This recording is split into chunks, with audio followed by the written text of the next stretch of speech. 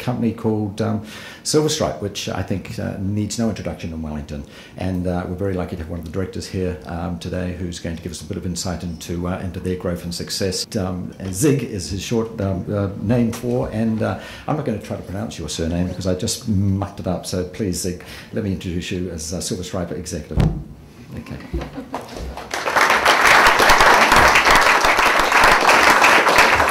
Cool, thanks Rob. First of all, I just want to thank for everyone that's put time and effort into this week, I guess both in Wellington and New Zealand and globally, because I think it's a really important message to get out there, and I really resonated very clear in terms of, there are these stock standard disciplines, and frankly the first thing I did when I left high school was to Wellington College was actually in pursuit of topics that were not available at school, and for me that was things like sociology and film studies and so on. I'd been doing computer programming and so on since I was about 12, so I really just wanted to broaden those horizons and just understand about new things, so I totally agree.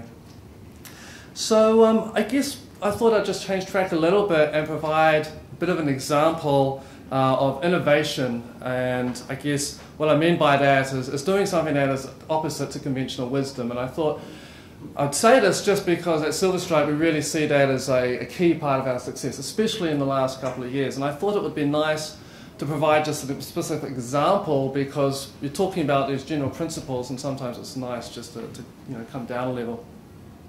So I guess you've said that we perhaps don't need any explanation, but I thought just for those who don't know, Silverstripe is a software and IT services firm really. We build and we manage websites and intranets, and we have a software package that does the same. And we try and differentiate that by it being more user-friendly and more flexible on the global stage. So a few years back, with basically the same model as what we have now, we were selling licenses for our software for a few grand a pop, but we were fundamentally a Wellington company. We wanted to grow globally. And I guess unlike Rod, we didn't necessarily have an IPO of $50 million that we could accumulate. So we're trying to work out other ways to get across the Tasman and across the Pacific and really grow. And frankly, it was myself and a couple other people out of high school, effectively, that were trying to work this thing out. So we thought, well, we could tinker with the cost of our licensed product. We could lower it, perhaps increase supply demand. We could increase it, perhaps try and increase revenue from it. But what we decided, really, and I guess a lot of you know this, what we did was we eliminated the pricing altogether. We made that zero. And a lot of people, even today, and this is why I'm explaining it here now, have always questioned us, well, how do you make any money if your software is free? And I guess there are a few philosophical reasons why, but I'll just concentrate on, I guess, a business angle here today. So if we just step forward about 3 years from that decision, we've now had about 250,000 downloads of that software.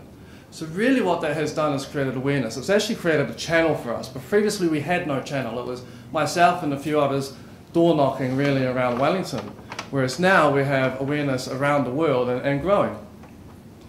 So what that allows us, and what has allowed us over the last few years, has provided us a place where we can sell other things that do have a cost associated with them. And so we've been able to increase our services side, and next year we'll be looking to increase the range of products and services. But we needed that channel first before we could really even do anything.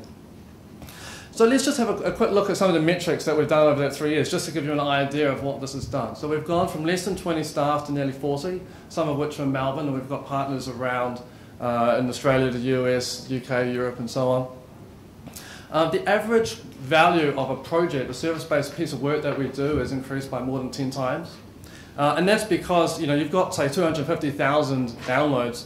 That creates demand for the creators of that software to do work with, and we didn't have that prior. We've picked up some interesting customers, such as the US Democratic National Convention, which was a site which was, for a period of time during political history, more popular than TradeNet by far. But I think something that was really interesting for us was, over a period of 24 months, we actually had our strongest ever company growth in terms of revenue, percentage-wise, and raw value. And that's over the same period of which where most companies around the world have been struggling in economic anxiety. And so, that's a 190% growth that's put us on the Fast 50. And I think, that's just a really good example of challenging what, conventional wisdom would be around in terms of, well, we could fix the revenue and the market and so on by doing things around marketing and so on, but instead we decided to just really rethink the whole pricing model.